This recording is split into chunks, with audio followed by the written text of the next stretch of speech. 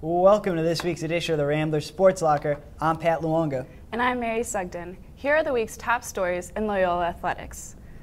Last night, the men's soccer team kept their playoff hopes alive, shutting out crosstown rivals UIC 1-0 at home. Sophomore forward James Howe led his team, scoring the winning goal in the 29th minute of play. The Ramblers find out if they've earned a bid into the Horizon League tournament after conference play finishes this weekend. The cross-country teams finished their season led by Josh Stein and Gina Valgoy at the Horizon League Championship held in Cleveland, Ohio on October 29th. The men's team finished in second place with 62 points, while the women's team placed third with a score of 75. Butler's men's and women's teams both took home the championship titles. Rambler women's soccer wrapped up a disappointing season with a win at Butler on October 28th.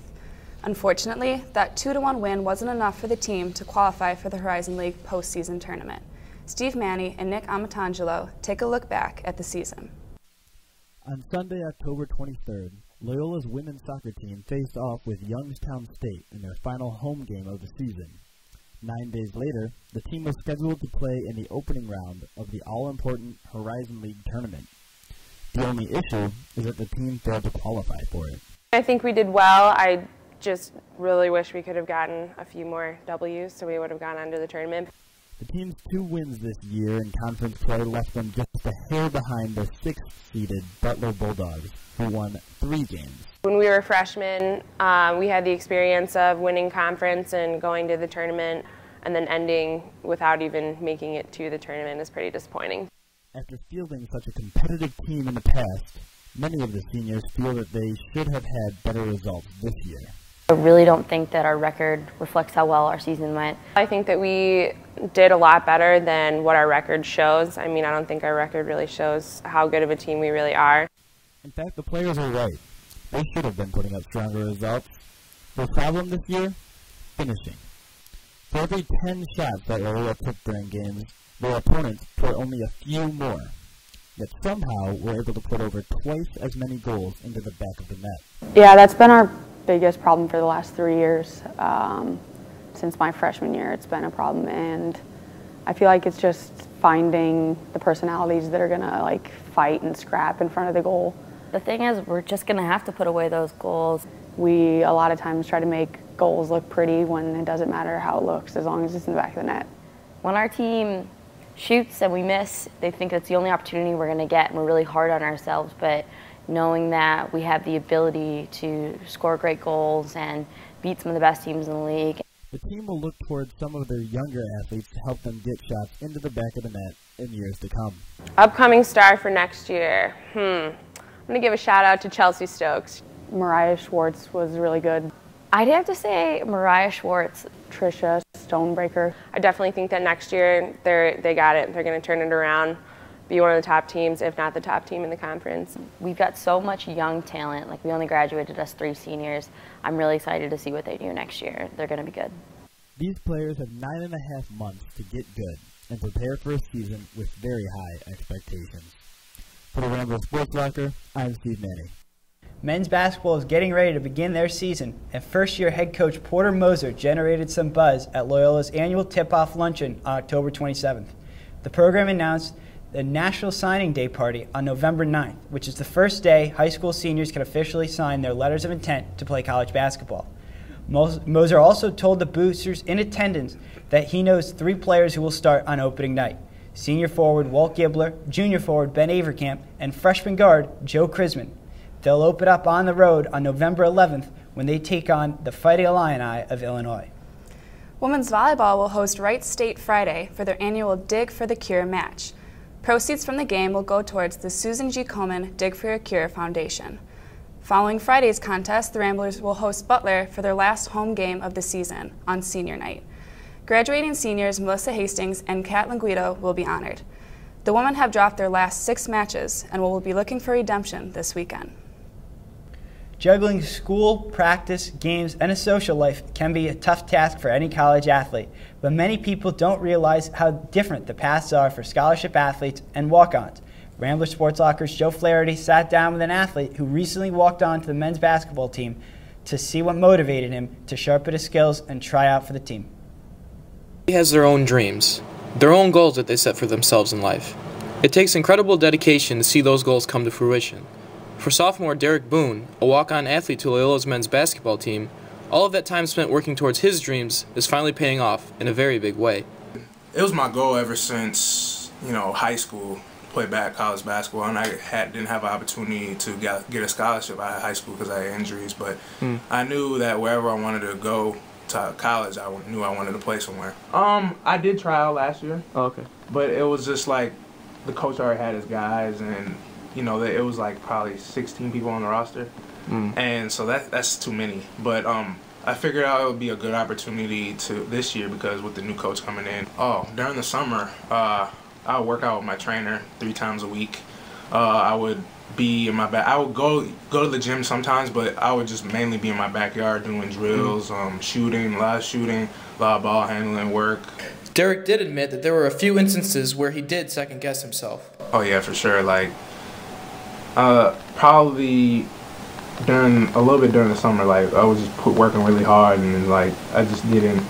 There's times where I was just like, is this actually gonna happen? Because with my knee injury and everything, I didn't know if I'll be able to bounce back and be able to actually make a college team.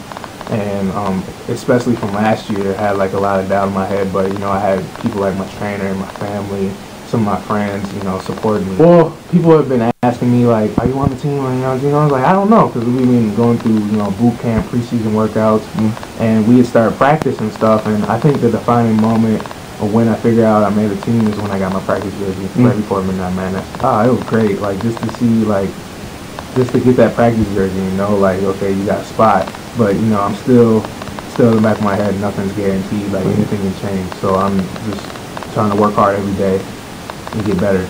I also asked him how daily life has changed now that he is a part of the basketball team.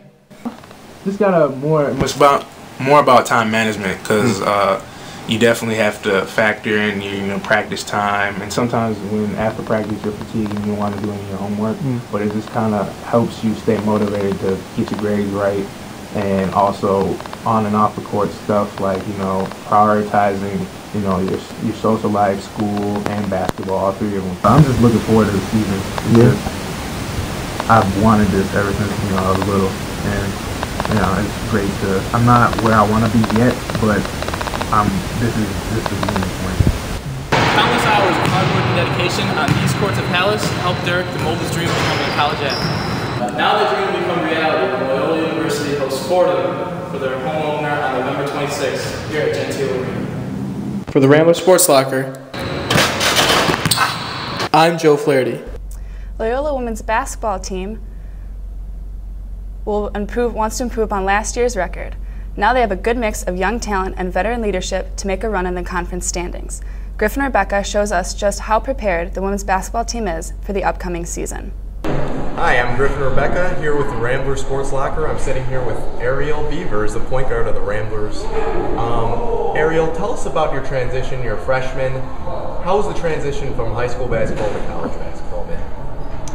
Well, from college is much more intense and aggressive than high school ball, and probably the biggest transition is like the difference of the speed. High school is fast, but you'd be amazed at how fast college ball actually is, and just the speed of the game and how quickly you can react to game situation. You have Chicago State up next. How are you guys preparing for that game? Preparation, we're just making sure that we're in shape. We have our strength and conditioning coach that comes in the middle of practice and makes sure that we get extra sprints and runs in just for that conditioning so that we can, play a full game without getting tired and getting fatigued and things like that. So we're just making sure that us as a team, we're in good shape and just ready to play this everything. I love the locker room atmosphere. Like, there's so much fun to do with. I mean, I go to lunch, breakfast, and dinner with them, so I love spending time with them. Now, if you could project the future, how do you think this season will go for you guys? Like Shorty said, I definitely think that we're going to progress this year as a program. We graduated, I think, four girls last year, 3 or 4 girls, and so we have our top scorer back, and a couple of our starters back, and so our incoming freshman class could probably definitely